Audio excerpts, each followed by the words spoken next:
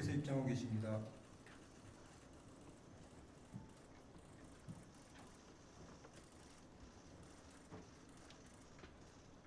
지금부터 존경하는 국민 여러분, 그리고 언론인 여러분, 정부에 관련해 말씀드리겠습니다. 이재명 정부가 추진해 보호하기 위한 개혁의 핵심 원칙입니다. 전 페이지를 정부의 기본 입장으로 이에 정부의 기본 입장을 당에 전달하고 바람직하다고 판단했기 때문입니다.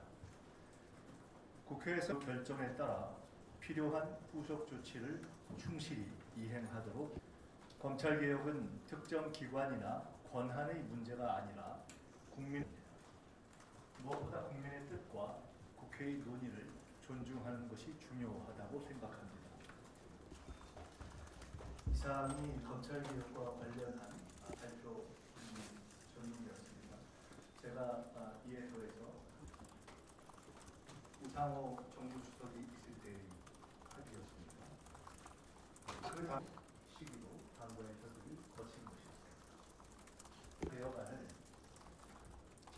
애초에 당정 합의보다도 시간을 타라고 판단한 것이 별도의 정부안을 제출하지 않는 이유입니다. 필요하다면 청취한 여러 가지 의견들을 참고로 지원할 수는 있을 것이라고 판단되었습니다. 감사합니다. 총리님께서 입장하고 계십니다.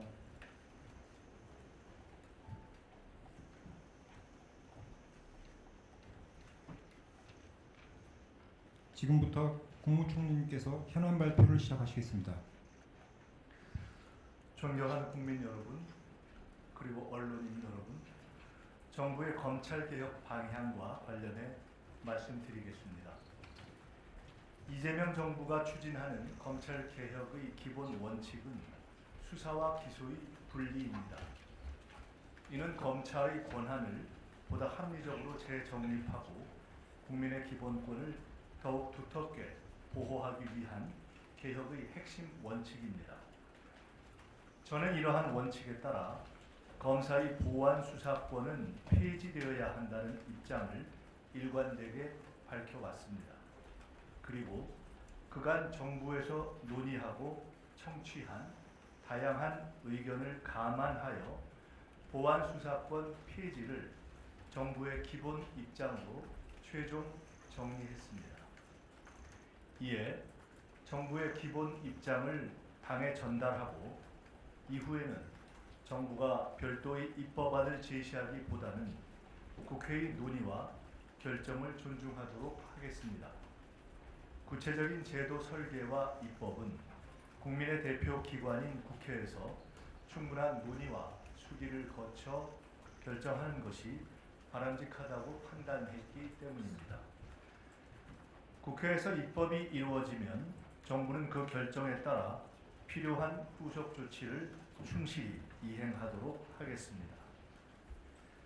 검찰개혁은 특정 기관이나 권한의 문제가 아니라 국민을 위한 사법제도를 만드는 과정입니다. 무엇보다 국민의 뜻과 국회의 논의를 존중하는 것이 중요하다고 생각합니다. 앞으로 국회에서 다양한 의견이 충분히 논의되고 국민의 민의를 바탕으로 합리적인 결론이 도출되기를 기대합니다. 감사합니다. 이상이 검찰개혁과 관련한 정부의 입장에 대한 발표 전문이었습니다. 제가 이에 더해서 한 가지만 이해를 돕기 위해서 추가 설명을 아주 간단히 드리겠습니다. 2차로 나누어서 검찰개혁을 실시한다는 당정 합의가 있었습니다. 우상호 정부수석이 있을 때의 합의였습니다. 그 당정 합의에 따라서 지난 1차 개혁안은 1차 입법 예고안을 뜻하는 것입니다. 당과 협의했던 내용과 시기에 따라서 제출했습니다. 그 1차 입법 예고안을 제출한 내용도 시기도 당과의 협의를 거친 것이었습니다. 1차 개혁안의 처리 과정을 지켜보면서 2차 개혁안을 애초에 당정 합의보다도 시간을 당겨서 조속히 처리하는 것이 바람직하겠다는 판단이 들어서 5월 달에 처리하려고 했습니다. 그것을 당에 제안하였으나 당의 요구로 이를 연기하였습니다.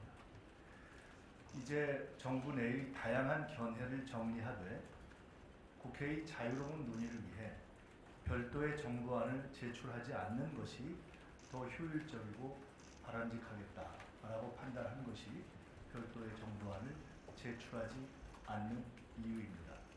필요하다면 국회 논의 과정에서 그간 정부에서 청취한 여러 가지 의견들을 참고로 지원할 수는 있을 것이라고 판단됩니다. 감사합니다.